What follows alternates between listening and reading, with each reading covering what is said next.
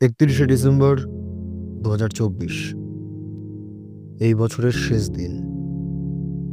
আজ বছরের শেষ দিনে দাঁড়িয়েও মনে হচ্ছে নতুন যেন কিছুই হয়নি। গতকাল যেমন ছিল আজও ঠিক একই রকম আছে। এবছরেও খুব একটা উন্নতি হয়নি, বরং অবনতিই হয়েছে বেশি। হ্যাঁ, কিছু ভালো ঘটনাও ঘটেছে, কিন্তু ভালোর থেকে খারাপের সংখ্যাটা অনেক বেশি। অসফলতা যেন পিছুই ছাড়ছে না।